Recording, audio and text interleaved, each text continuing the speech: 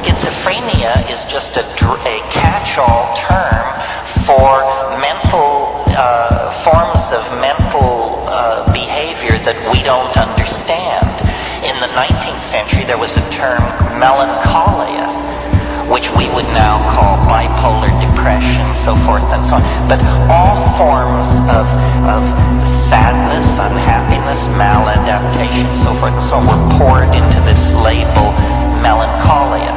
Now, schizophrenia is a similar thing. I can remember an experience I had years ago. I was in the Tolman Library at the University of California, which is the psych library, and I was looking up some drug or something, and I just saw a book, and I pulled it off the shelf, a book about schizophrenia, and it said, the typical schizophrenic lives in a world of twilight imagining, marginal to his society, incapable of holding a regular job. These people live on the fringes, content to drift in their own self-created value system. That's it. That's it. Now I understand. We have no tradition of shamanism. We have no tradition of journeying into these mental worlds. We are terrified of madness. We fear it because the Western mind is a house of cards, and the people who build that house of cards know that, and they are terrified of madness. Tim Leary once said, or I gave him credit for saying, he later told me he never said it, but whoever said it, this was a brilliant statement. Someone once said, LSD is a psychedelic substance which occasionally causes psychotic behavior in people who have not taken it. Right?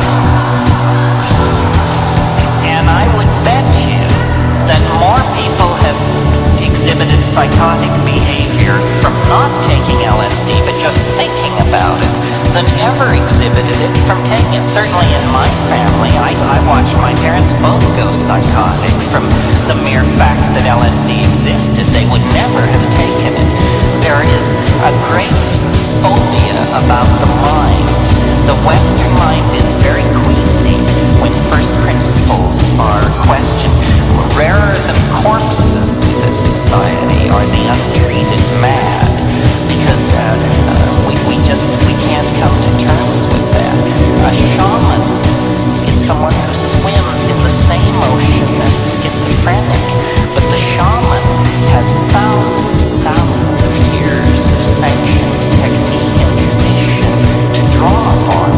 In a traditional society, if you exhibit quote-unquote schizophrenic tendencies, you are immediately drawn out of the pack and put under the care and tutelage of master shamans. You are told you are special. Your abilities are very central to the health of our society. You will cure.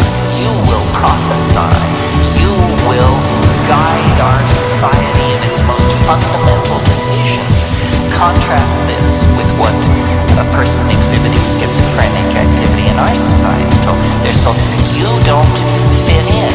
You are becoming a problem. You don't pull your own weight. You are not of equal worth to the rest of us. You are sick.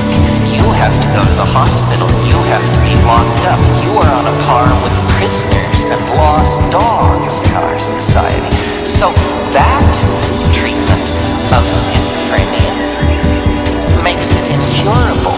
Imagine if you were slightly odd and the solution were to take you and lock you into a place where everyone was seriously mad. That would drive anyone mad. If you've ever been in a madhouse, you know that it's an environment calculated to make you crazy and to keep you crazy. This would never happen in an Aboriginal or traditional society. I wrote a book, and this has to be the wrap-up because we're over time, but I wrote a book called The Archaic Revival. I signed it tonight for some of you. The idea there is that we have gone sick by following a path of untrammeled rationalism, male dominance, attention to the visible surface of things, practicality, bottom lineism. We have gone very, very sick. And the body politic, like any body, when it feels itself to be sick, it begins to produce antibodies or strategies for overcoming the condition of dis-ease. And the 20th century is an enormous effort at self-healing. Phenomena as diverse as surrealism, body piercing, psychedelic drug use, sexual promiscuous, jazz, experimental dance, rave culture, tattooing. The list is endless. What do all these things have in common? They represent various styles of rejection of linear values. The society is trying to cure itself by an archaic revival, by a reversion to archaic values. So when I see people manifesting sexual ambiguity, or scarifying themselves, or showing a lot of flesh, or dancing to syncopated music, or getting loaded, or violating ordinary canons of sexual behavior, I applaud all of this because it's an impulse to return to what is felt by the body, what is authentic, what is archaic. And when you tease apart these archaic impulses, at the very center of all these impulses is the desire to return to a world of magical empowerment, of feeling. And at the center of that impulse is the shaman, stoned, intoxicated on plants, speaking with the spirit helpers, dancing in the moonlight, and vivifying and invoking a world of conscious living mystery. That's what the world is. The world is not an unsolved problem for scientists or sociologists. The world is a living mystery. Our birth, our death, our being in the moment, these are mysteries. They are doorways opening on to unimaginable vistas of self-exploration, empowerment, and hope for the human enterprise. And our culture has killed it, taken it away from us, made us consumers of shoddy products, shoddier ideals. We have to get away from that. And the way to get away from it is by a return to the authentic experience of the body. And that means sexually empowering ourselves, and it means getting loaded, exploring the mind as a tool for personal and social transformation. The hour is late. The clock is ticking. We will be judged very harshly if we fumble the ball. We are the inheritors of millions and millions of years of successfully lived lives and successful adaptations to changing conditions in the natural world. Now the challenge passes to us, the living, that the yet to be born may have a place to put their feet and a sky to walk under.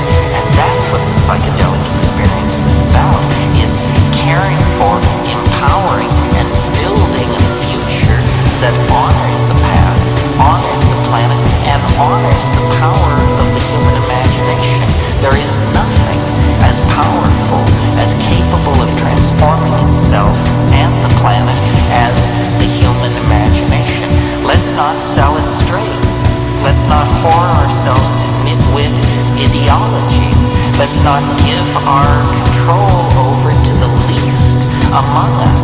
Rather, claim your place in the sun and go forward into the light. The tools are there. The path is known. You simply have to turn your back on a culture that has gone sterile and dead and get with the program